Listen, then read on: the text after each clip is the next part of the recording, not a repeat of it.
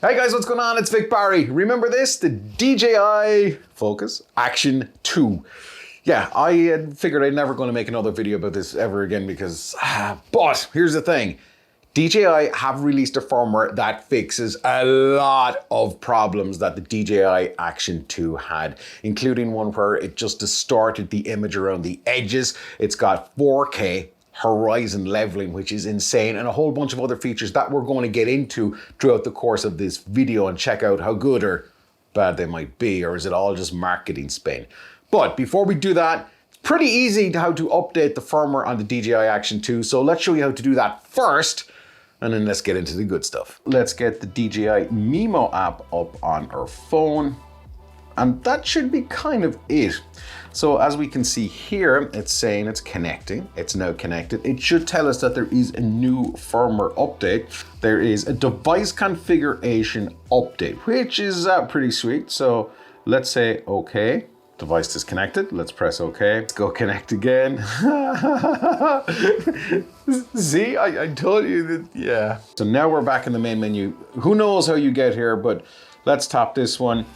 Let's go install so we can see all the new features here. It's 140 megs, which shouldn't take that long. Now, the one thing here as well, doing ting, ting, ting, Irish THs, is make sure the DJI Action 2 is fully charged. Now, I kind of have this dumped onto the battery module as well here, just because, well, to be sure, because, you know, if the battery goes down when you're updating firmware, the whole thing could just explode, which we don't want. Now this thing is saying it's updated, so that's a good thing, and it hasn't blown up. Now let's see, will it reboot? And we got all these funky new features. The one thing I've noticed here is I don't think the DJI app has been updated yet, or it's probably in the process of updating. So the features that you're seeing on this are going to be a little bit different from what's in the thing. So for example, steady is the new stabilization mode that doesn't kind of tear the edges of the image when it's too wide that we see in the rock steady mode, which was, it looked awful. That was my biggest pet peeve. We're going to see how this works in a sec.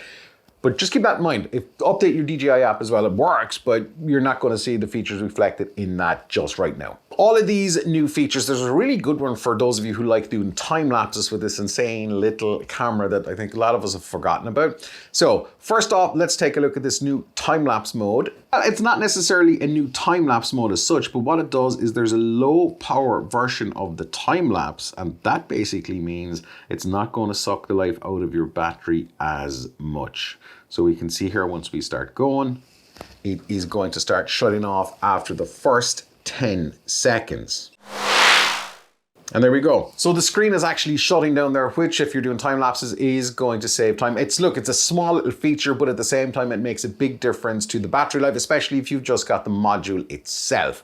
Now, let's take a look at the electronic image stabilization here, which is the big one. If we swipe up, we can see our resolution and all that, and we can see that rock steady is not enabled. So let's tap it up here. And then we've got the new option of steady. There's the old rock steady, and there's the new horizon balancing that we're going to get to in a sec. But steady, this is it. So rock steady, if you look at this footage here, you can see at the side, the image is just a bit, it's kind of distorting at the side, which isn't great. The stabilization is good, but that image was a big pain in the butt for me, and I think it's just not a great look to have at all.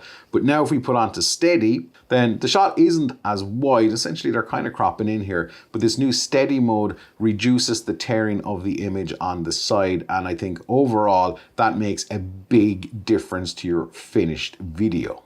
And then this one, this is insane. This horizon balancing used to work up to 2.7K. Now it works up to 4K, which is great because you can actually turn the camera. You can see here, like this is not moving whatsoever until I just go past the 45 degrees, and there we go. So it's kind of crazy. It keeps the whole thing level, hence it's like horizon leveling or horizon balancing. Horizon leveling is in the GoPro. It's crazy. So it's nice to have this in 4K. Now, here's the thing. When you start using all of these features and enabling them, they are going to suck the life out of the battery a little bit more, and things may stop. But here's the thing, DJI have released a little kind of a cheat sheet to show what the camera unit gets, and if you use the camera unit and we'll say the power module or the screen module, what you get. And if you're using steady, you're going to get up to about 33 minutes at 4K 60. If you're using rock steady, it's going to be 22 minutes. So just kind of keep that in mind, and that's all with these temperature set to high, the auto record off, temperature set to high, and if you bring it to standard, which why would you, because we all want to melt these things anyway, right? You're looking at 4K 60 at 18 minutes tops, which is okay, but I think for a lot of people, if you're using the steady mode at 4K 30, then you're going to get nearly 40 minutes, which I think in most cases is pretty good, and that's constant, you know, so I think most folks will be just like tap, take a shot, tap, take another shot, and that's kind of it. There is one other cool feature. Now, personally for me, I wouldn't really use it that much because it's a digital zoom, but before, if you were tapping the screen, you tapped the zoom button constantly and it was a pain in the butt. However, what DJI have implemented with this new firmware is it doesn't work. You gotta press the zoom, you gotta tap the screen and hold your finger on it, and then you can zoom.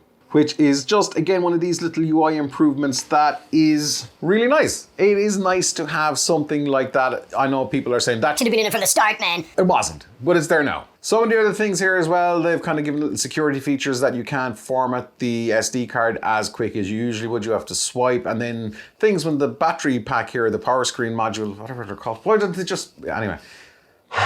It's a little bit more power efficient. Here's the question I gotta ask you, right?